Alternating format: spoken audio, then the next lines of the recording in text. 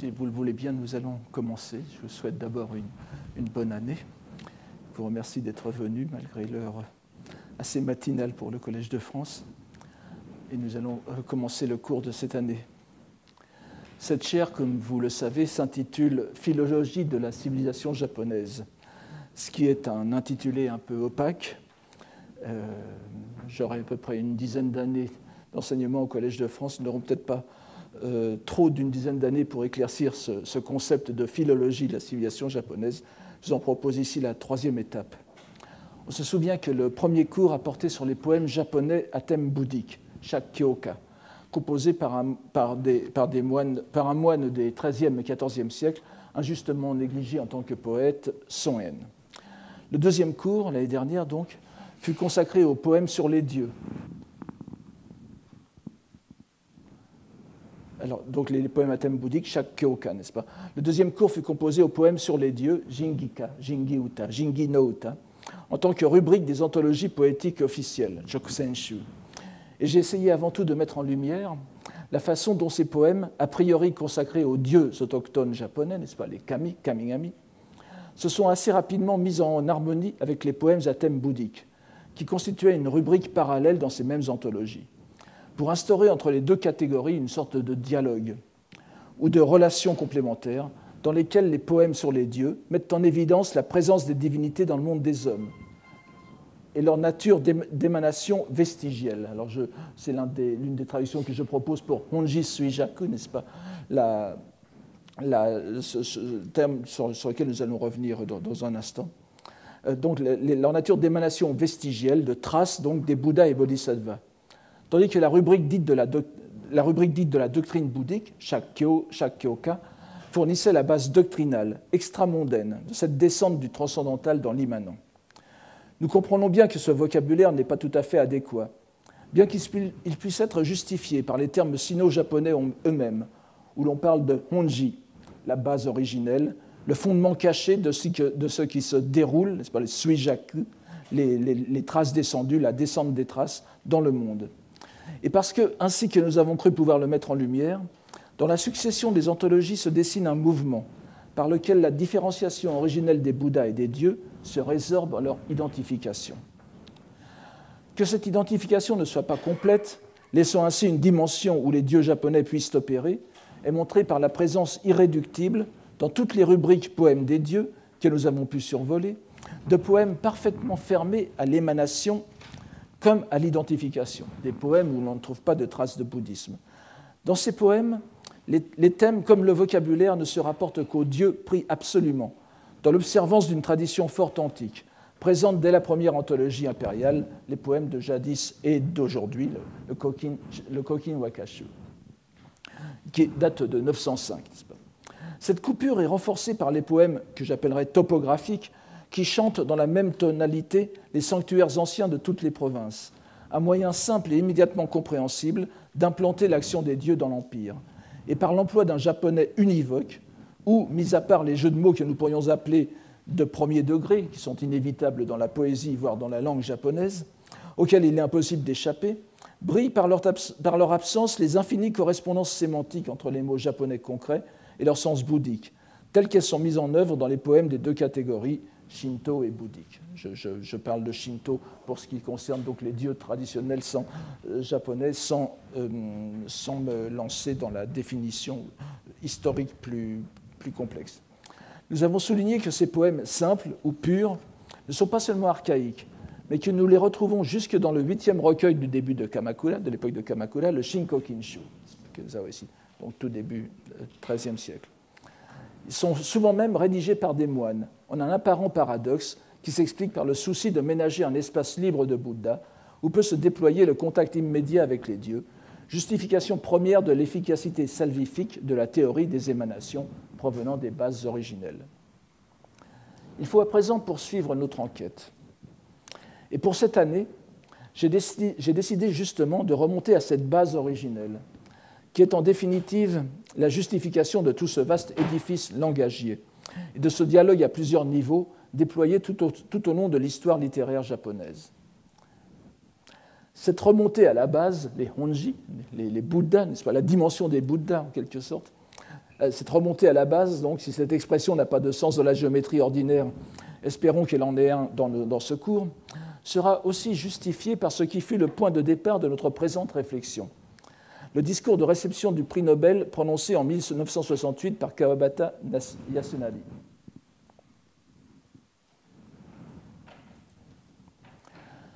On se souvient, donc c'était le thème de ma lecture, de ma leçon inaugurale, on se souvient que nous étions partis d'une constatation simple. Ce discours, à la fois très célèbre et très incompris au Japon, dont l'intitulé « La beauté du Japon et moi », donc en japonais c'est « Utsukushi Nihon no Watashi », n'est-ce pas, qui est, on pourrait dire « La beauté du Japon et moi », qui pourrait être une traduction possible, parce que n'oubliez pas que le manuscrit de Kawabata porte rayé « Utsukushi Nihon to Watashi », ce qui est tout à fait différent. C'était « Nihon no bi to Watashi », la beauté du Japon et moi. Ce qui semble plus compréhensible à première vue, mais qui est moins riche d'exploitation herméneutique que l'intitulé final qui était Utsukushi Nihon no Watashi. Mais cet intitulé, quel qu'il soit, semblait si éloigné du contenu, si éloigné du contenu qu'il présentait une réelle énigme. Si le titre faisait penser que l'écrivain allait nous dépeindre la beauté naturelle du Japon ou les conceptions esthétiques japonaises qu'il avait formées, le développement du texte était déroutant, puisqu'il constituait avant tout une suite de poèmes composés une citation de suite de poèmes, n'est-ce pas, composés pour la plupart par des religieux bouddhiques, à commencer par Dogen, qui est un grand religieux du XIIIe siècle, et d'autres moines zen, mais aussi des représentants d'écoles plus anciennes, tels Myoe, contemporains de Dogen, appartenant à l'école de l'ornement de splendeur, le Keigonshu. Donc c'était une suite de, je crois qu'il cite à peu près 18 ou 19 poèmes, presque tous l'œuvre de moines, et souvent de moines zen, n'est-ce pas, pour justifier ce Utsukushi Nihon. On se rappellera aussi que Kawabata ne cite presque aucun auteur japonais moderne et aucun occidental. Dans ce qui a dû apparaître à beaucoup comme un geste de défi, à la fois compréhensible de tous les Japonais d'une certaine façon, parce qu'il faut bien reconnaître qu'il reflète une opinion largement répandue par l'éducation scolaire, mais en même temps audacieux, puisqu'il s'adressait au monde, et il adressait ce message au monde, et se situait ainsi à l'encontre, il faut bien l'admettre, de ceux qui représentaient la modernité japonaise à son époque. Et nous ferons peut-être allusion un peu plus tard à la réelle incompréhension qui a entouré ce discours. L'une des réflexions les plus surprenantes, c'est celle que je vous donne ici, n'est-ce pas? Je ne vais pas, c'est du japonais moderne, je n'ai pas besoin de vous le lire, mais je vous le traduis. Le roman de Genji est le plus grand roman japonais de tous les temps, Koukin Otsujite, dont aucun roman actuel ne saurait s'approcher. Qu'une œuvre de longue haleine, c'est ainsi que j'appelle Chōhen Shosetsu, d'une telle modernité ait été écrite au Xe siècle est un miracle unique au monde, n'est-ce pas? Sekai no Kiseki Toshite. Et il est très connu aussi à l'étranger.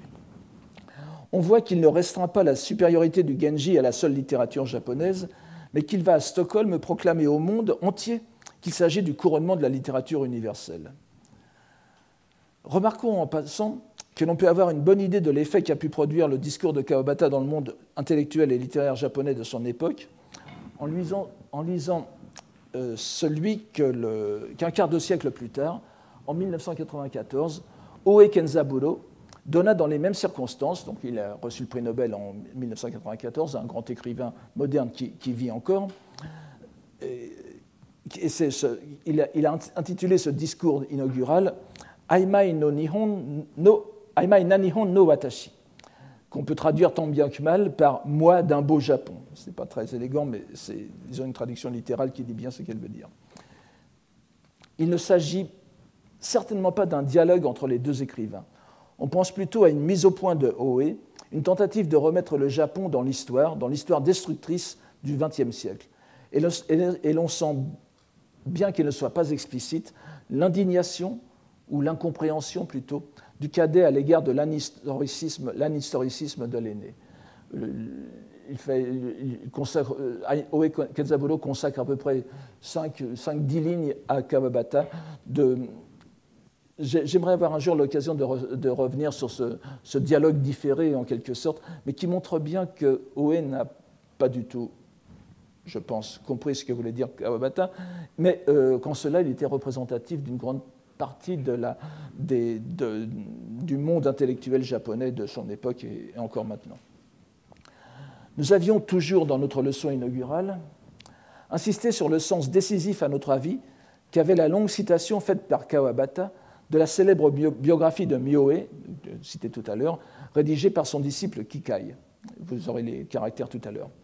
Il y fait état d'une rencontre avec l'un des plus illustres poètes japonais, Saigyo, 1118-1190. Une rencontre qui a sans doute pu se produire, bien que ce soit limite, comme on dirait maintenant, n'est-ce pas, malgré la différence d'âge entre les deux personnages, puisque Myoe avait 17 ans à la mort de Saigyo. Et alors, il aurait pu, en effet, recevoir son enseignement, mais ça aurait voulu dire que ça se serait déroulé pratiquement dans les toutes dernières années de la vie de Saigyo. Ce n'est pas impossible, mais il y a en plus ce témoignage de Kikai qui vient après. Kikai aurait eu 10-12 ans à l'époque, ce qui me semble un peu précoce pour comprendre un tel dialogue. Alors là aussi, je vous ai donné une sorte de modernisation en le découpant en paragraphes. Je vais le lire de façon assez lente pour vous permettre de suivre en même temps le japonais. Alors voici la citation telle qu'elle est donnée par Kawabata, qui est à peu près la même que le texte originel, mais il y a quelques ajouts à la fin que je vous donnerai. Ma façon. Alors, donc, le maître de loi Saigyo venait régulièrement, tsuneni, n'est-ce pas, kitalité. Donc, ce n'est pas un seul dialogue qu'il rapporte. Ça serait en quelque sorte la quintessence des conversations que Saigyo aurait pu tenir avec Myoe, n'est-ce pas. Mais en même temps, c'est présenté comme une seule tirade. Alors, on voit tout de suite qu'évidemment, c'est un remaniement déjà considérable. Donc, il venait régulièrement dialoguer avec lui, Monogatari Shite. Plutôt que dialoguer, Monogatari, il lui parlait, il lui faisait la leçon. C'était certainement pas un dialogue entre un jeune et un qui n'était pas encore connu, donc il ne faisait que recevoir les leçons de Saigyo, bien que l'on ne sache pas exactement pourquoi Saigyo le fréquentait. Alors voici ce que Saigyo est censé dire. Ma façon de composer les poèmes diffère grandement de l'ordinaire. Alors, Jinjo Nikotonari. Les fleurs, le coucou, la lune, la neige, de tout ce que m'inspirent les phénomènes, c'est ici, c'est Bambutsu, donc les 10 000 choses de la création. C'est la vacuité de ces apparences qui me frappe la vue et m'emplit l'ouïe. C'est le mot vacuité des apparences, ici, Arayuruso kore komo naru koto.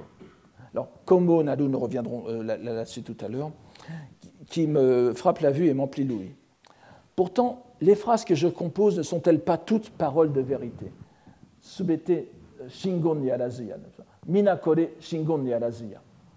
C'est évidemment terme décisif. Shingon, les mantras, les dharani et les paroles de vérité.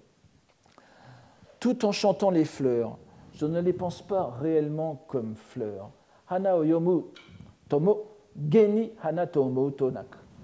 On pourrait dire aussi Jitsu ou Makoto, mais dans l'édition de Myoe que j'utilise, donne la lecture Geni, ce qui est tout à fait recommandable.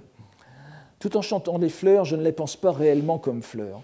Tout en célébrant la lune, je ne la pense pas réellement comme lune. Je ne fais ainsi que composer au fil des liens causaux et selon l'inspiration.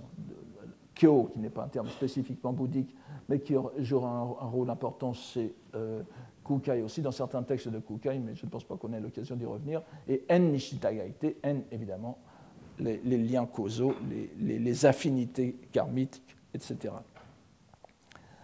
Quand l'arc-en-ciel se déploie, c'est comme si le vide prenait des couleurs.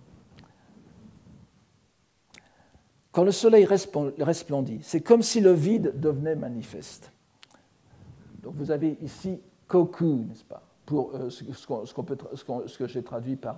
qu'on a traduit par vide ici. Et cependant, la vacuité n'est en elle-même ni manifeste ni colorée. Koku wa moto akiraka narazu. Encore koku. On a traduit donc par vide et vacuité. De mon côté, en mon cœur semblable à cette vacuité, koku no gotoku naru kokoro no ue ni oite, même s'il se colorie en une variété d'aspects, il n'en reste aucun vestige. Shōseki nashi. Mes poèmes, alors cette dernière phrase est tout à fait stupéfiante, n'est-ce pas? Mes poèmes sont la forme véritable de l'ainsi venu. Kono uta, sunawachi, nyorai no makoto ou shin no gyotai nari. Nyorai no shin no gyotai nari. Alors, oui, pour ceux qui veulent se référer à ce discours de Kawabata, il est maintenant dans la traduction de Mme Cécile Sakai, qui a eu la gentillesse de me demander mon avis sur certains points bouddhiques. C'est paru dans un livre qui s'appelle « Tous les discours de réception des prix Nobel de littérature » aux éditions Flammarion. C'est paru l'an dernier. Et vous trouverez aussi le discours de Oe Kenzaburo. Vous pourrez donc vous y référer très facilement. Et je crois que France Culture a fait une série de lectures de ces discours. Je ne sais pas si Kawabata a été compris dedans. Ce qui frappe avant tout, dans ce que l'on pourrait appeler un manifeste condensé de poésie bouddhique, traitant du sens qu'il convient d'accorder aux poèmes composés par un religieux, pour peu qu'il accorde à son état monacal autant d'importance qu'à son talent de poète, ce qu'on fera à Saigyo la grâce de lui concéder, et tout en tenant compte du possible caractère apocryphe de ce dialogue. Ça ne retire rien à sa pertinence pour l'histoire de la pensée bouddhique de l'époque de la fin de Heian et du début de Kamakura. C'est une possibilité, en effet. Alors, ce qui frappe, c'est l'aspect de révélation que donne Saigyo à ses idées sur la poésie. Par révélation, j'entends ici le terme scolastique sino-japonais, qui n'est pas utilisé, kai hiraku, qui signifie ouvrir, mais aussi ouvrir une idée, un enseignement, pour en montrer la vraie portée. Cette vraie portée se déploie dans le rapport entre vide et réel, dans la dialectique de la vacuité et de la réalité, où les termes ne signifient pas du tout ce que l'on pourrait penser. Pour le comprendre, nous serons obligés d'entrer brièvement dans le détail du vocabulaire de ce passage, à l'évidence très important aux yeux de Kawabata, puisqu'il vient conclure son discours, et devrait donc nous donner la clé de ses citations de poètes et de la façon dont il faudrait entendre le beau Japon, ou Tsukushi Nihon, dont il se réclame. Ceux qui ont entendu ou lu ma leçon inaugurale se rappelleront peut-être que nous avions conclu, à la lumière précisément de cette situation, que la beauté japonaise qu'évoquait Kawabata n'était pas tant la nature japonaise, ni même les poèmes et les œuvres littéraires qu'il citait, mais était la langue japonaise elle-même, qui faisait le lien entre trois dimensions, le visible, iro, et l'audible aussi d'ailleurs, ainsi que le dit le passage de Kikai, son expression dans le langage poétique, uta, qui est ici aussi, et la pensée, kokoro, le cœur du poète.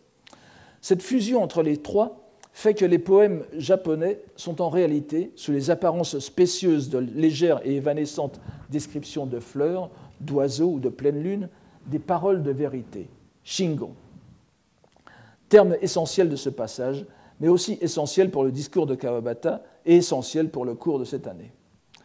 Le terme sino-japonais shingon traduit en réalité deux mots sanscrits bien distincts, mantra d'une part et dharani de l'autre. Je pense que vous aurez tout. Voilà, ici, dharani, vous pouvez vous contenter de le mettre à la façon japonaise. Malheureusement, je n'arrive pas à mettre les diacritiques dans le PowerPoint. Dharani, si vous voulez l'écrire très précisément, il faut mettre un point sous le N et puis remplacer les accents circonflexes par des macrons, des traits. Que les deux notions aient été réunies en un seul mot sino-japonais dit assez qu'elles sont perçues comme très proches l'une de l'autre. Et à vrai dire, elles sont souvent difficiles à distinguer. Je parle de mantra et dharani. Cela d'autant plus qu'il existe un autre terme japonais, ju, vous avez ici, qui s'écrit parfois d'une façon légèrement différente, mais ce n'est pas la peine d'entrer dans ces détails, Zhou en chinois, qui traduit l'une et l'autre à la fois, mantra et dharani. Sans compter que lu en lecture explicative japonaise, en kundoku, il est parfois lu noroi, n'est-ce pas, qui signifie malédiction. C'est encore une autre histoire.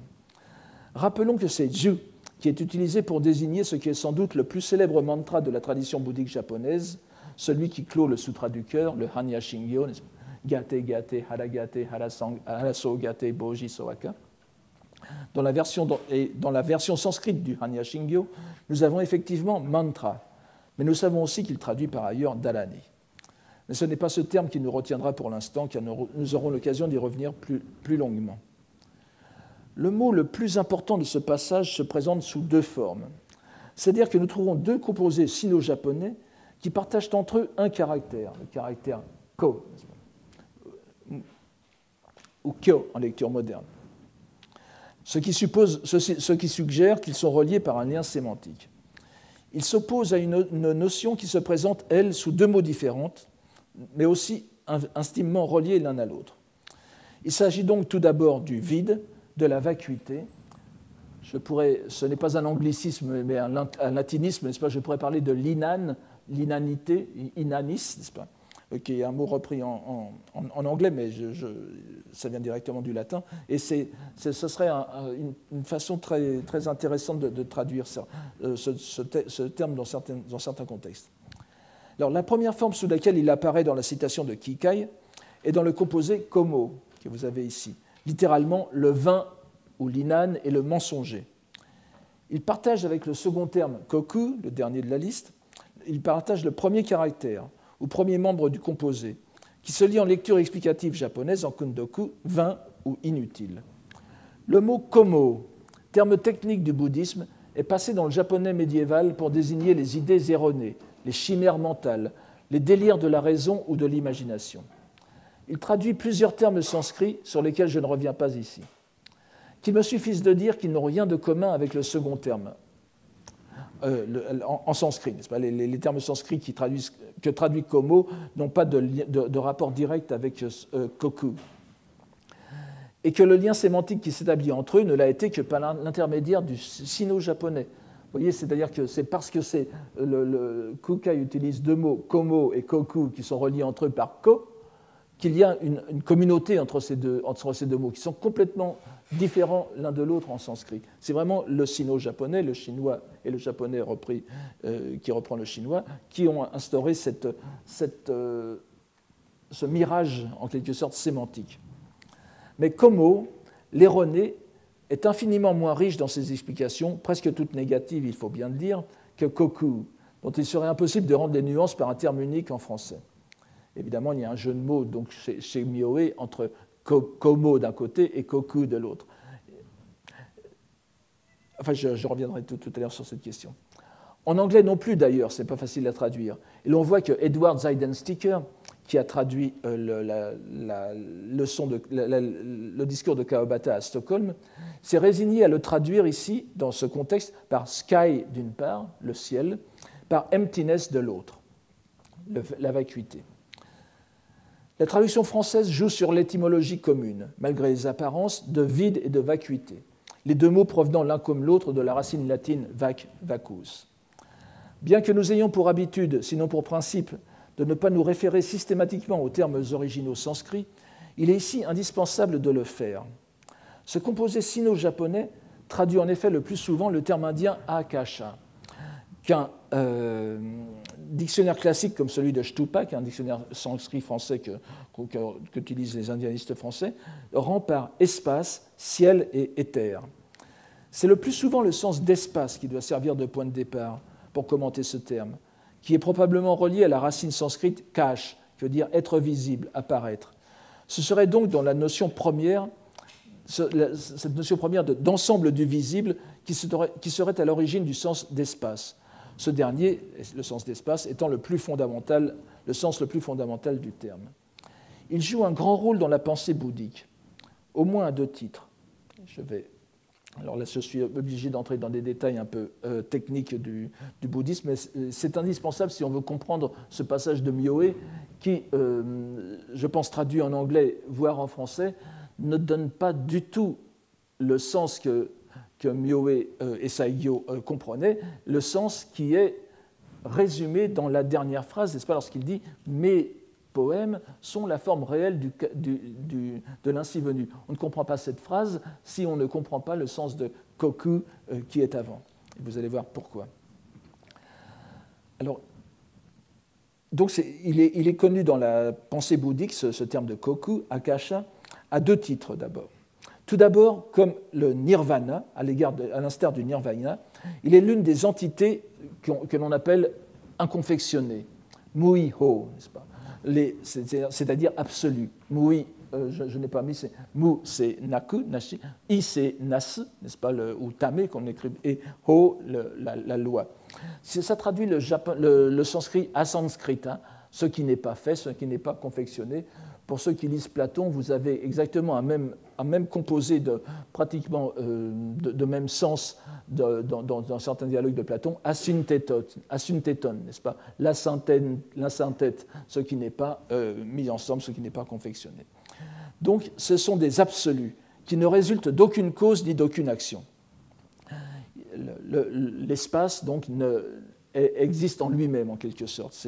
Il n'a pas besoin d'une explication, d'une histoire causale, en quelque sorte, innen, pour expliquer son essence. C'est la même chose que le nirvana. Le nirvana est un état auquel on retourne, en quelque sorte. Ce n'est pas un état qui est développé en nous. C'est un absolu auquel on fait retour, exactement comme l'espace. Donc il est assez voisin, le sens de koku, dans ce sens, de la notion d'espace de la philosophie occidentale ancienne, en ce qu'il est le lieu permettant l'existence des phénomènes.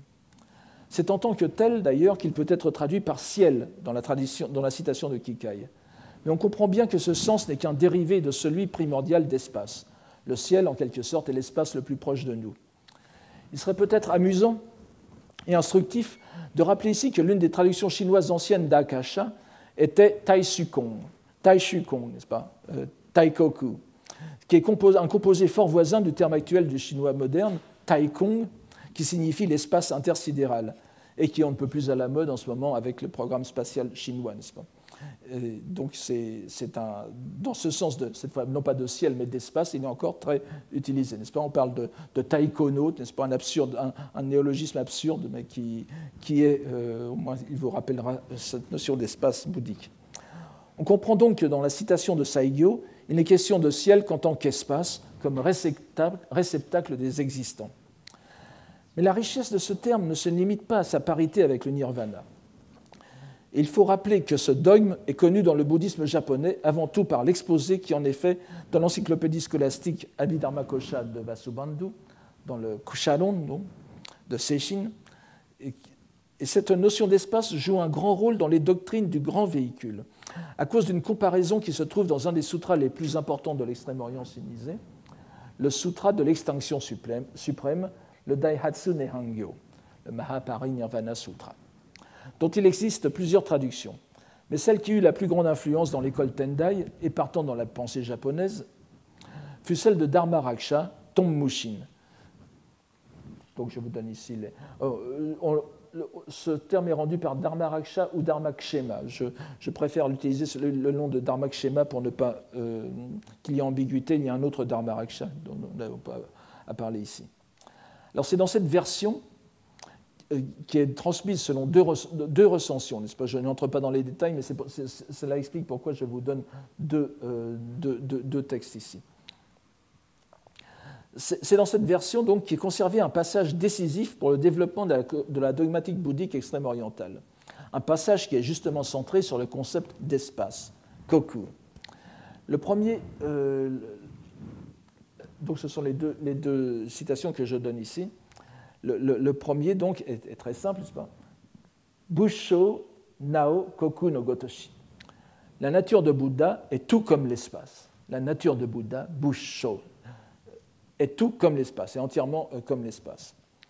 Et l'autre citation, qui est dans l'autre version, alors, tout comme il n'est nulle part où n'existe l'espace, donc vous voyez, c'est Koku tokodo to shite arazaru naki ga gotoku, nyorai mo mata shikari, shikari ni shite ou shikarite, issai shoni henzu.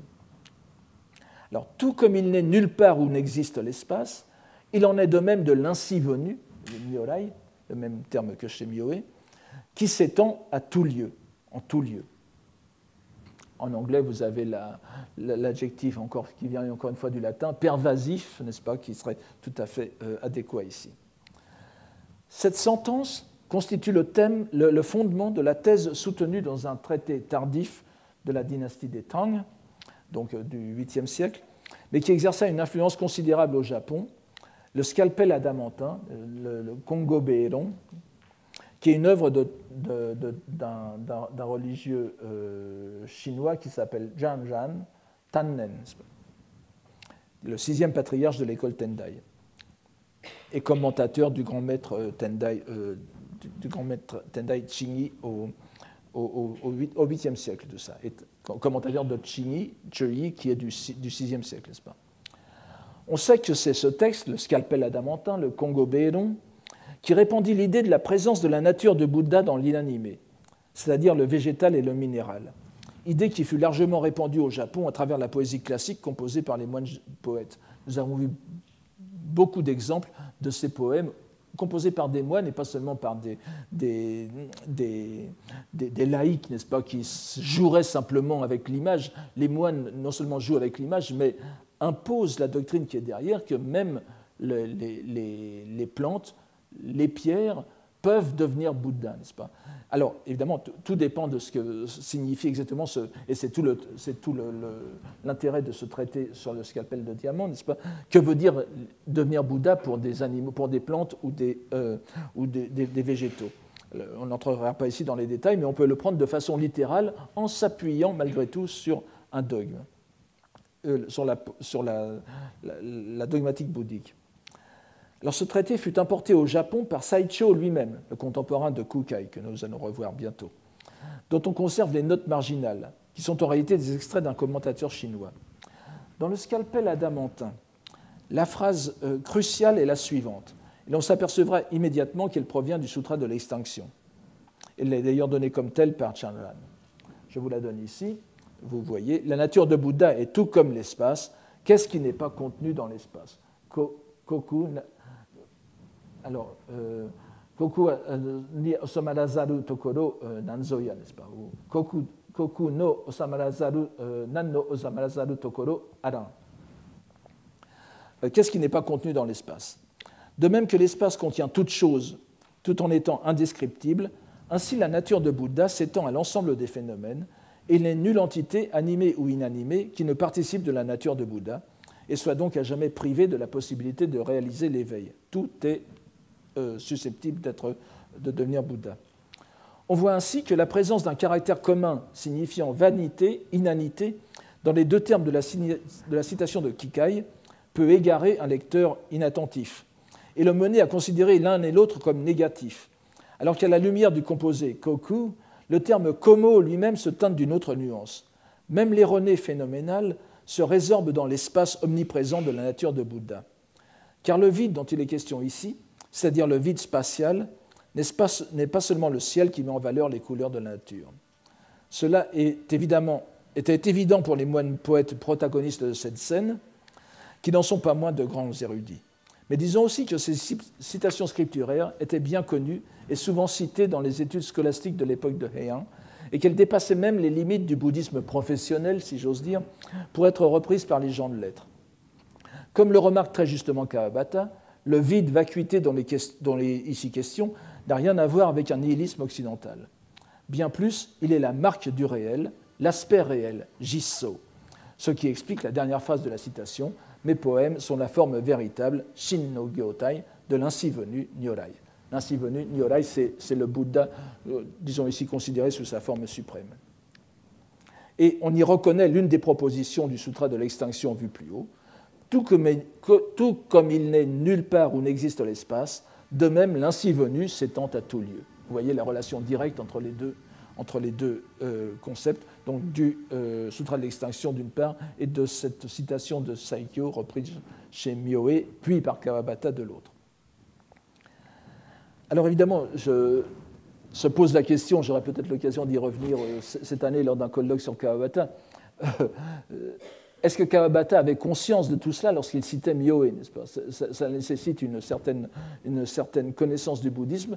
On sait que Kawabata lisait beaucoup de textes bouddhiques à la fin de sa vie. Ce sont des textes relativement connus. Il a pu peut-être les trouver dans des monographies un peu spécialisées sur le bouddhisme, mais il n'est pas du tout exclu qu'il ait prononcé, qu'il ait choisi cette citation en connaissance de cause. Sinon, on se demande pourquoi il aurait choisi cela. Alors, je pense que Kawabata, dans une certaine mesure, avait bien compris la portée de ce passage. Il est alors évident que ce vide auquel se réfère Saigyo, l'espace au sein duquel lui apparaissent les phénomènes et qui transforme ses poèmes, n'est autre que cet inconfectionné, Muiho, cet absolu auquel est comparée non seulement la nature de Bouddha, mais l'ainsi venu lui-même. Il n'est donc pas contrasté avec le réel, qui est exprimé dans ce passage par les deux mots jitsu, c'est pas comme on lit ge, et shin makoto. Mais il en est en contraire la marque.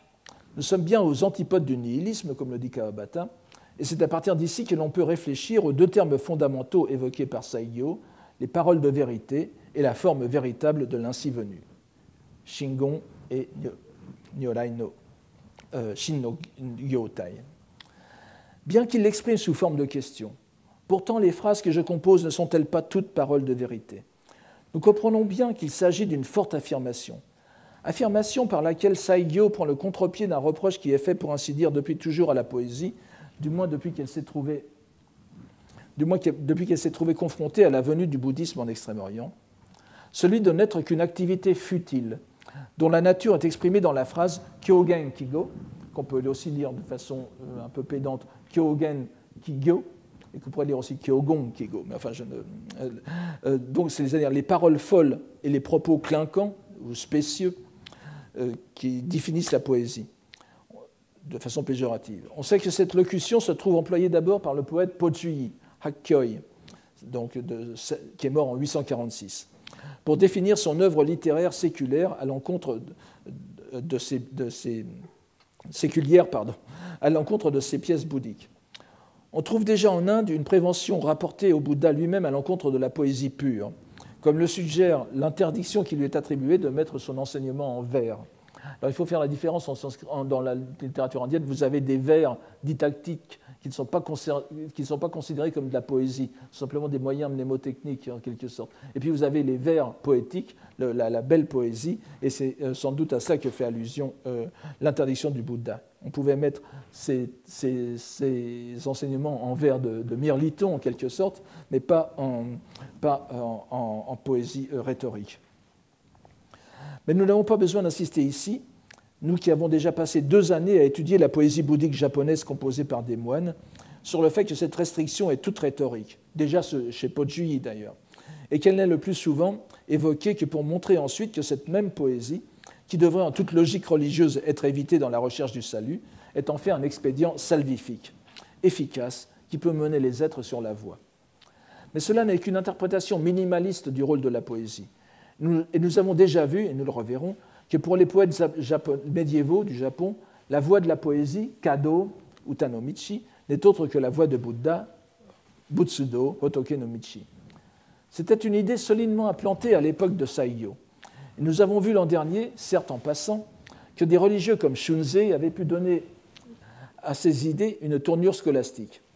Mais ici, le Saigyo ou le pseudo-Saigyo va beaucoup plus loin, en affirmant que les poèmes sont des shingon, c'est-à-dire des mantras ou des dharani. C'est en tant qu'elles sont paroles de vérité qu'il peut dire aussi qu'elles sont la forme véritable de l'ainsi venu. Dans le reste du passage, qui n'est pas cité par Kawabata, la suite des propos de Saigyo est ainsi rapportée. De cette façon, en composant un poème, Ishu yomi hidete, je le fais dans la même pensée que celle en laquelle je sculpte une statue de Bouddha. Butsuzo tsukuru, je ne sais pas forcément sculpter, ça peut être simplement faire une image de Bouddha, mais j'ai un peu forcé le trait. Continuer sa pensée, omoi tsuzukete, n'est-ce pas, c'est-à-dire donc réfléchir continuellement sur un seul vers, est pareil à réciter une parole de vérité secrète, Shimitsu no Shingon, Tonauru ni Onaji. Himitsu no Shingon, en réalité, là aussi, c'est un Shingon, le terme sanskrit de mantra est parfois traduit par Shingon, le plus souvent traduit par Shingon, parole de vérité, parfois traduit aussi par Mitsugo, ou Mitsugon, n'est-ce pas, parole secrète. Et ici, les deux traductions sont en quelque sorte mises, accumulées. Grâce à ce poème, j'accède à la loi. Hoen uru koto ari.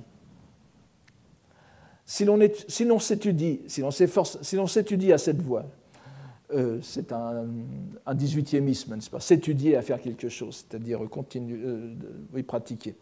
Si l'on s'étudie à cette voie en toute inconséquence, midarini, sans parvenir à ce niveau, on entrera dans l'hérésie. Remarquons que le terme rendu ici en toute inconséquence, midarini, n'est autre que la lecture explicative du composé sino-japonais komo, inanité et mensonge, qui apparaît plus haut. La scène se termine par un poème de Saigyo. Alors malheureusement, nous n'aurons pas le temps il y aurait beaucoup de choses à dire sur ce poème. Mais la scène, donc, telle qu'elle est rapportée par Kikai dans sa biographie de Mioe, se conclut sur un poème de Saigyo, qui est un poème réellement de lui, bien sûr, qui est contenu dans le Shinkokin Wakashu. C'est le numéro 1960 que je vous donne ici. Alors je le lis. Yamafukaku sakoso kokoro wa kayou tomo, sumade awade wa shinan monokawa. Là aussi, c'est un poème qui est connu, dont l'interprétation est, me semble-t-il, méconnue, mais je vous en suggère une.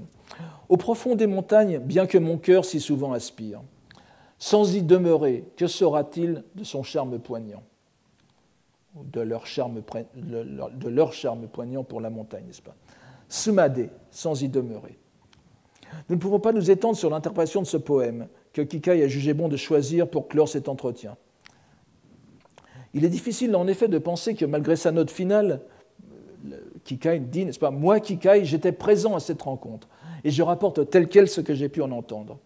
Le biographe, qui était âgé de 12 ans au plus, si l'on admet que la rencontre s'est passée à l'extrême fin de la vie de Saigyo, donc il est difficile de penser qu'il était capable de saisir tous les détails, et en particulier la relation de ce que vient de dire Saigyo avec le poème qui est donné ici. Et on ne sait pas exactement, est-ce que Saigyo l'aurait composé devant Mioe? Tout cela ne fait pas beaucoup d'illusions. Ne fait pas beaucoup illusion. On peut donc penser qu'il a choisi le poème plus tard, pour illustrer le propos rapporté peut-être a posteriori par Mioe. Il faut alors voir que le verbe kayou, fréquenter, qui évoque donc le déplacement, avec kokoro, ayant kokoro pour sujet, n'est-ce pas, penser souvent, aller en pensée vers, soit pris ici dans le sens de komo, si on se réfère à ce qui vient avant. Tandis que le verbe sumu, demeurer, évoquant la pensée stabilisée dans la méditation et mieux encore dans l'éveil, se rapporte à l'espace au-delà du mouvement et donc à l'état d'éveillé. C'est-à-dire donc si la kayo, n'est-ce pas, c'est Fukayama, si l'on peut dire, de Fukakiyama ni kayo kokoro, le cœur qui va et vient, qui fréquente les hautes montagnes, sumade, sans y résider, eh bien, on ne peut pas comprendre awade, n'est-ce pas, awade o shiru, comprendre ce qu'il y a dans les montagnes. Je traduis par charme poignant, et donc ce qui émeut le cœur. Bon, on verra. Je pense que je reviendrai tout à l'heure sur ce poème. Sinon, je le ferai à la fin du cours. Parce qu'il faut bien savoir, vous avez tous vu, si vous avez suivi le cours de l'an dernier et d'avant, sumu a deux sens, n'est-ce pas, à la fois demeurer et aussi se purifier, devenir clair. Et quand il y a kokoro dans un poème, il est évident que kokoro, sumu kokoro, ne veut pas seulement dire le cœur qui demeure, ce qui peut être une figure de la méditation, mais aussi le cœur qui est purifié, c'est-à-dire le cœur qui se purifie, le cœur qui est transparent, comme l'eau, n'est-ce pas? Sumu peut s'employer pour l'eau, et donc c'est le cœur éveillé, l'esprit éveillé, qui a atteint l'éveil. Donc il est bien entendu que ce poème se rapporte en tout cas à l'état d'éveillé. Et on voit donc que vous avez ici komo d'un côté et koku qui est compris dans ce poème. L'identité que propose Saigyo entre les poèmes et les shingon, telle que la rapporte Kikai en tout cas, trouve son expression classique dans la formule Waka Sokudarani, qui se trouve dans un célèbre recueil d'exemplaires bouddhiques du XIIIe siècle, d'anecdotes exemplaires, n'est-ce pas, du XIIIe siècle, le Shasekishu, ou collection de sable et de pierre, dont on a une très bonne traduction française de l'œuvre de Hartmut Rotermund dans la collection Connaissance de l'Orient de Gallimard, qui est l'œuvre d'un poète éclectique, dont la pratique s'est étendue à plusieurs écoles bouddhiques, qui s'appelle Muju, un moine, donc 1227-1312, et on voit qu'on est à peu près dans la même période que la biographie de Myoé. Alors, on dit souvent que c'est le Shasekishu c'est le lieu classique pour cette identification des waka, donc des poèmes japonais, et des dharani. Mais ainsi que nous l'avons vu déjà plusieurs fois les années passées, on la trouve déjà pleinement exprimée par un quasi-contemporain de Saigyo, Jien, 1155-1225. Nous reviendrons tout à l'heure là-dessus, dont les réflexions linguistiques sur la proximité du sanskrit et du japonais, reliées par des affinités qu'ignorent le chinois, mènent forcément à cette conclusion, bien qu'elle ne soit pas exprimée par Jien sous la formule qui deviendra classique de Waka Sokudarani. Nous ne manquerons pas du reste d'attirer l'attention sur le fait que l'homonymie entre dharani et mantra est démontrée ici par l'emploi probablement contemporain des deux termes shingon et dharani dans le même sens chez les deux auteurs, n'est-ce pas ? Saigyo d'un côté dit que ces waka sont des shingon et de l'autre côté Muju dit que les waka sont des dharani, ce qui veut dire que c'est à peu près la même chose. On aura compris, pour peu que l'on ait suivi quelques-uns de ces cours, que le centre autour duquel s'effectue cette réalisation, cette manifestation de la forme véritable de l'ainsi venu, n'est autre que la pensée elle-même, qui se fait semblable au vide, c'est-à-dire à l'espace, ainsi que le dit Saigyo. Cela explique aussi le choix du poème donné pour illustrer ce passage, et j'y viens un peu plus en détail. Là encore, il convient de se rappeler nos lectures poétiques antérieures. Nous avons vu bien souvent que le verbe sumu, qui est utilisé presque inévitablement avec kokoro pour sujet, a toujours ou presque deux sens. Demeurer d'une part, mais aussi d'autre part, être transparent comme l'eau, être pur, et surtout pour la pensée, être purifié par l'éveil. Ainsi, seul le cœur éveillé peut comprendre la vraie nature de la montagne en son profond. Le cœur éveillé, c'est bien sûr avant tout la pensée du poète, dont l'éveil n'est pas en réalité un événement nouveau, une rupture ontologique, mais une révélation de la vraie nature de la pensée, qui est la nature de Bouddha, aussi omniprésente et fondamentale que l'espace, et qui est la substance même de la pensée. C'est l'éveil de la pensée du poète qui permet de faire de ses poèmes non pas la simple, l'inane description de la nature environnante, mais une parole de vérité qui en exprime directement la nature véritable. Celle-ci est bien la forme vraie de l'ainsi venu. Car si nous devons encore une fois citer le scalpel adamantin, il existe une triple indifférenciation. Je reprends un terme qui est dans ce traité, entre la pensée, kokoro, l'éveillé, alors Bouddha, Nyorai, Butsu, et les êtres, Shujo. Et le rapport entre eux est ainsi défini. Le principe que vous établissez, n'est-ce pas, Nin no tatsuru kotowari, tatsuru tokoro, rissuru tokoro no kotowari. Le principe que vous établissez, lequel n'est autre que, pour chaque être, la pensée est universelle ainsi que la nature.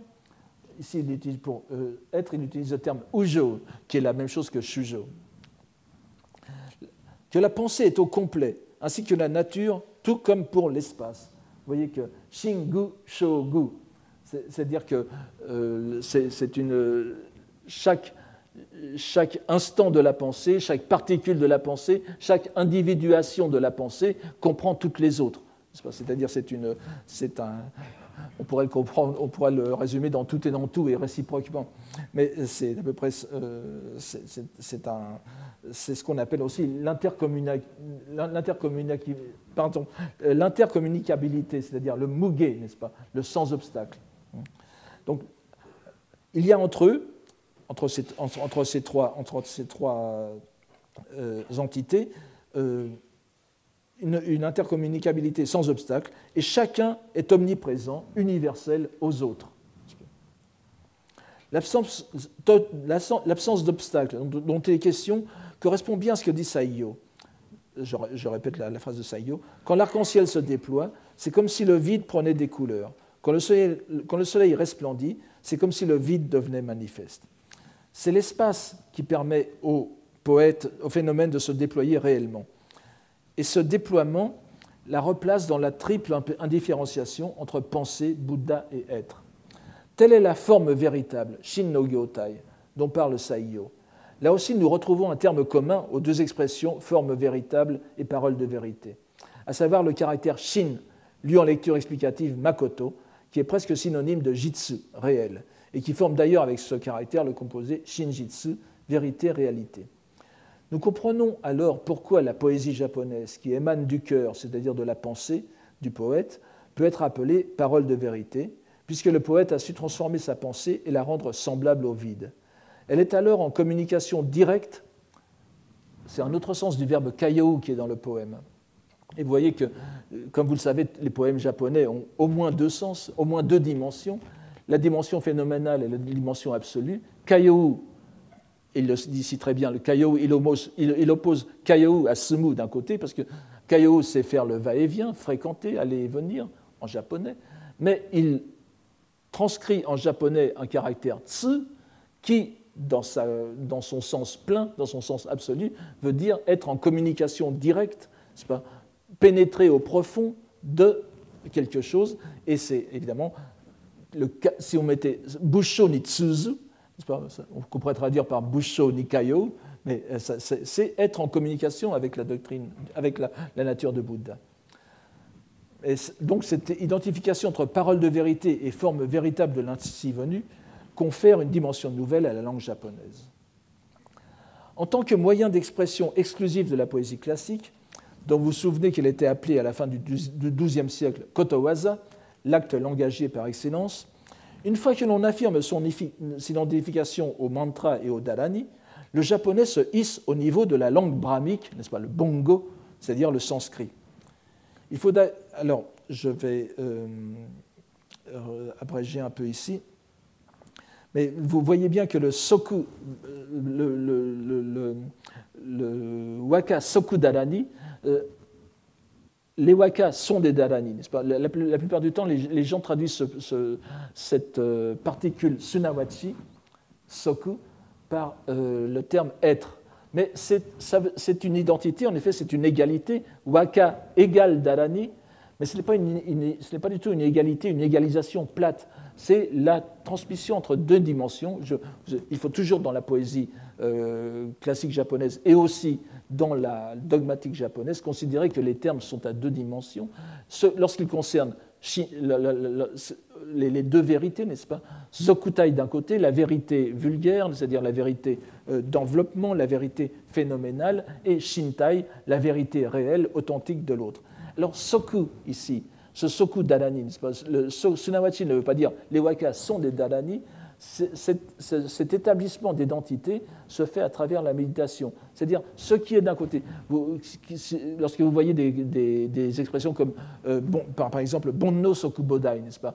Les passions charnelles, les souillures des passions sont l'éveil. Ça ne veut pas dire tel quel les passions sont l'éveil, n'est-ce pas ? Ou shoji sokunehan, n'est-ce pas ? Le cycle des renaissances, c'est le nirvana. Ça veut dire qu'une fois intégré dans une méditation, compris dans la méditation, les deux dimensions qui sont différentes, vous avez waka d'un côté, dharani de l'autre, n'est-ce pas ? C'est-à-dire le phénoménal d'un côté, l'absolu de l'autre, bonno d'un côté, nehan bodai de l'autre, shoji d'un côté, nehan de l'autre, l'égalité soku, ce n'est pas une égalité de même dimension, c'est une égalité transdimensionnelle que l'on peut saisir que dans la méditation.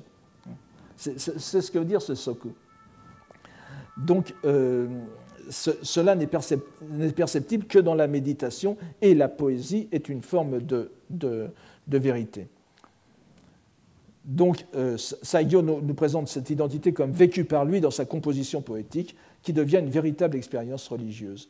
Ce qui vient de son pinceau est donc la forme véritable de l'ainsi venu, mais nous avons déjà suffisamment vu précédemment que la langue japonaise, langue des paroles de vérité, donc, est aussi la langue des dieux japonais eux qui ont les premiers proféré des poèmes en cet idiome. Nous l'avons dit, Jien, donc 1155-1225, la fin de Kamakura et le début de la fin de Heian et le début de Kamakura, nous a déjà fourni les arguments linguistiques objectifs pour cette identification dans l'un de ses textes les plus importants, où sont exposées ses vues sur le rapport entre la langue sanskrite et le japonais. Il ne sera pas inutile de le rappeler ici. Alors je vous donne un texte un peu hybride, puisque c'est le texte à peu près tel qu'on le trouve. L'utilisation des caractères est à peu près telle qu'on le trouve dans l'une des meilleures éditions, à mon sens. Je vous ai quand même mis les nigoriten, et puis un peu de ponctuation pour que vous le suiviez mieux, et je vais vous le lire lentement pendant que vous suivez sur l'écran. Si l'on réfléchit à ce principe, les gens de ce royaume n'ont pas le moins du monde à estimer que la voix de la poésie japonaise, sous le prétexte qu'elle est étrangère aux lettres monji chinoises, soit secondaire. Il ne s'agit que des coutumes de pays divers. Il n'y a pas lieu à supériorité ou infériorité. Fuzoku, n'est-ce pas? Et voici la phrase essentielle. Kagiri areba, n'est-ce pas? Alors ce kagiri areba, je me permets de le traduire aussi par à la limite, c'est-à-dire que donc c'est un modernisme, mais ça veut dire comme il y a le plus souvent on veut dire comme il y a une limite, disons la dimension suprême à laquelle on peut aller. Donc à la limite, c'est la langue brahmique des paroles de vérité. Vous voyez, Shingon no Bongo. J'avais ici tout le vocabulaire nécessaire, puisque ce sont des mots issus de l'auguste bouche du Bouddha, que ceux qui se tournent vers la voie bouddhique doivent reconnaître comme intention originelle, hon-i. Et remarquez bien que c'est Jien qui utilise ce terme. Jien est un poète. Et vous savez que hon-i peut dire à au moins deux sens. Dans le sens purement bouddhique, c'est l'intention originelle du Bouddha lorsqu'il vient au monde, lorsqu'il apparaît dans le monde. C'est un terme qui apparaît souvent dans les sutras, c'est de sauver les êtres, n'est-ce pas, ou le daiji, n'est-ce pas, la grande œuvre, le grand œuvre du Bouddha, c'est le salut des êtres. Et vous savez aussi que dans la poésie bouddhique, c'est un terme très important de la poésie, non pas bouddhique, mais japonaise en général, qui est l'implication, en quelque sorte, la portée des allusions et de l'énoncé du poème, à partir de l'intention du poète et de ses rapports avec le phrasé et les métaphores. Donc, hon-i désigne à la fois un sens bouddhique et un sens poétique. Donc, alors ceux qui se tournent vers la voie bouddhique doivent reconnaître comme intention originelle. Lorsque l'on applique, et vous voyez qu'il passe tout de suite, à partir de ce hon-i, lorsqu'il passe tout de suite à la description de la langue, lorsque l'on applique tsukuru, tsukuru peut venir du verbe tsuku, tsukete, n'est-ce pas, appliquer, ou bien tsukuru, faire, fabriquer. Je ne sais pas dans lequel des deux sens est le plus vraisemblable ici, mais vous voyez que appliquer me semble suffisant. Lorsque l'on applique des lettres syllabiques, des kana, japonaises, des lettres syllabiques japonaises sur les caractères chinois, on ne dépasse pas 47 syllabes, ce qui nous fait dire que la langue brahmique est tout de même plus proche, voire semblable à la langue du Yamato. Je ne reviens pas là-dessus. 47 syllabes de syllabaire japonais, c'est l'un des nombres de... Les écritures indiennes est une écriture quasiment syllabique. Je n'entre pas dans les détails. Enfin, c'est une écriture alphabétique, mais qui se présente sous forme de syllabes, puisque chaque caractère donne une syllabe, n'est-ce pas? Et pas seulement un phonème comme en français, n'est-ce pas? Vous n'avez pas de P, A, pas, vous n'avez que pas en sanskrit, par exemple. Et selon les sources chinoises, vous avez plusieurs nombres de lettres qui sont données à l'écriture indienne. Vous avez 52 et vous avez aussi 47. Chez Xuanzang, Genjo, on donne 47. Et évidemment, le fait qu'il y ait 47 signes dans le syllabaire japonais est considéré comme un point commun avec l'écriture sanskrite. Et comme il n'y a pas de différence entre langue et écriture, cela fait dire à Jien, donc ces 47 syllabes nous font dire que la langue brahmique est tout de même plus proche, voire semblable à la langue du Yamato, n'est-ce pas? Yamato goto niwa onaji to ieri. Chikakute onaji to ieri. Il donne ensuite deux exemples très concrets. Bon, je ne vais pas entrer là-dessus. Ce qui est exprimé en écriture chinoise par poterie, vous voyez, doki, sera dit en japonais kawarake, ou kawarage. Et le caractère chinois arc, yumi, kyu, sera dit encore en japonais tarashi, mitarashi, etc. Je n'entre pas dans les détails. Nombreux sont les cas de ce genre. Donc vous voyez qu'il considère que ce qui est écrit en caractère chinois, en kanji, donc c'est du chinois, tandis qu'en japonais, vous avez des mots comme kawarage qui sont écrits en lettres syllabiques, donc comme le sanskrit. Mais non seulement ça, il faut savoir que kawarage, et là je crois que Jien fait de la linguistique comparée, vous avez un mot sanskrit, kapala, qui veut dire aussi le pot, le crâne, et qui est un mot sanskrit. Donc manifestement, il fait ici allusion à la proximité non seulement de l'écriture, mais des termes aussi. Et d'ailleurs, kawada, excusez-moi, j'ai écrit kawarage, mais c'est kawarage, n'est-ce pas? Vous corrigerez de vous-même. Vous avez corrigé de vous-même déjà certainement. Donc kawarage, on peut dire aussi kawara tout seul, c'est le même mot que kawada, la tuile. D'ailleurs, kapala en sanskrit veut dire aussi parfois la tuile, semble-t-il. Donc il pense qu'on a vraiment affaire au même mot. Pour tarashi, semblable à l'indien pour le mot arc, aux langues indiennes pour le mot arc, c'est un peu plus difficile. J'écris à ce sujet, mais je n'ai pas répété ici, n'est-ce pas? Donc ce qu'il dit en tout cas est bien clair, n'est-ce pas? Nous pourrions donc dire que le japonais est semblable à la langue brahmique, ainsi qu'on l'appelle dans l'Inde céleste. Puisqu'il s'agit de l'acte langagier, kotowaza, de notre pays, c'est par la seule voie de la poésie, utanomichi, que doit pouvoir se réaliser la voie de Bouddha, Butsudo. Personne n'aura manqué de remarquer que Jien parle ici aussi des paroles de vérité, shingon en langue indienne, tout comme dans le discours attribué à Saigyo. S'il ne va pas jusqu'à dire explicitement que les poèmes japonais sont des paroles de vérité ou authentiques, on doit constater que toute la teneur de ce passage aboutit à la même conclusion, puisque l'efficacité de ces poèmes permettant d'accéder à l'éveil, ils répondent aussi à l'intention originelle, qui est celle des mantras d'Arani. À l'assertion très abstraite de Saigyo sur l'espace et la forme réelle de l'ainsi venu, Jien apporte ici un argument très concret, d'ordre linguistique, au sens le plus général de ce terme, à savoir la plus grande proximité entre les langues sanscrites et japonaises qu'entre le japonais et le chinois, cette dernière langue étant plus éloignée du sanskrit en raison de son système d'écriture.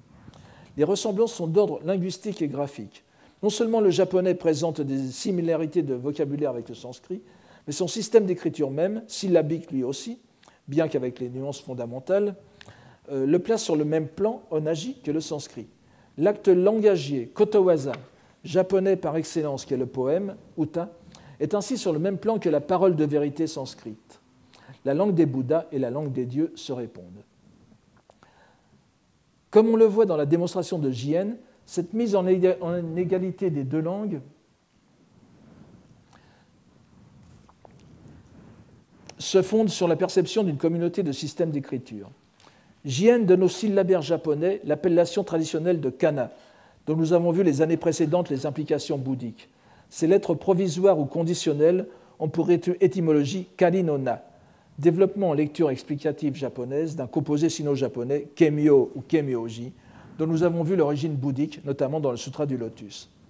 Si ces kanas sont d'ordinaire, c'est-à-dire dans le quotidien graphique japonais, opposés aux mana, les lettres véritables que sont les caractères chinois, ce ne peut être que parce que celles-ci véhiculent la parole du Bouddha telle qu'elle a été transmise au Japon. Tous les moines bouddhistes savaient que les paroles du Bouddha provenaient en réalité de la langue brahmique et étaient rédigées en écriture brahmique, bongo, bonji. Il y a certes une ambiguïté dans le référent, pour ainsi dire, de kemyo ou de kana, par opposition soit à bonji, soit à mana. Mais dans le contexte purement bouddhique, il est hors de doute que le terme forme couple avec les lettres brahmiques. Ce qui nous amène à la question qui va nous occuper cette année. Existe-t-il au Japon, antérieurement à ces manifestations relativement tardives que sont les textes de Jien et de Saigyo, une élaboration doctrinale qui aurait pu leur servir, sinon directement, du moins indirectement, à travers des commentaires, pour prononcer ces étonnantes identifications, qui semble pourtant ne pas avoir provoqué de réaction spectaculaire, sinon d'approbation. Peut-on trouver un texte théorique, entre guillemets, qui aurait permis de préparer le terrain à l'idée selon laquelle les waka japonais sont paroles de vérité? Il nous a semblé que ce texte existait. Il est bien connu, mais on ne l'a peut-être pas encore assez considéré sous cet angle, parce que ceux qui l'ont étudié ont surtout cherché à mettre en lumière ce qu'il véhiculait du savoir continental, indien et chinois, et le rôle qu'il a joué dans la mise en ordre des pratiques ésotériques de l'école à laquelle il appartenait. Je crois cependant qu'il est suffisamment explicite sur les questions qui nous intéressent dans ce cours pour pouvoir l'invoquer comme l'une des sources importantes de la pensée philologique bouddhiste japonaise. Il s'agit d'un opuscule de Kukai, le fondateur de l'école ésotérique japonaise, le Shingonshu, connu aussi sous le nom de Kobo Daishi, n'est-ce pas, le grand maître propagateur de la loi bouddhique, du Dharma. Alors évidemment, Shingonshu, on voit le rapport avec le contenu de tous ces textes que nous avons cités tout à l'heure. Et ce texte donc, de Kukai s'appelle le Shoji Jisōgi, que nous traduisons provisoirement, et c'est une traduction, c'est un hoben, n'est-ce pas, un expédient qui nous permettra de le désigner, le sens des phonèmes, des graphèmes et de l'aspect réel. Avec cet ouvrage, nous faisons un saut en arrière de 4 siècles avant J.N. Il n'y a pas de texte comparable de date plus ancienne dans le bouddhisme japonais. Nous sommes avec lui à une époque antérieure aux grandes manifestations littéraires qui nous ont occupés ces 2 dernières années, les anthologies poétiques impériales, que nous avons étudiées comme le lieu de la rencontre de la langue des dieux et de la langue des Bouddhas. Nous tâcherons de voir à partir du prochain cours comment nous pourrons relier les idées de Kukai à cette rencontre philologique. Je vous remercie pour aujourd'hui.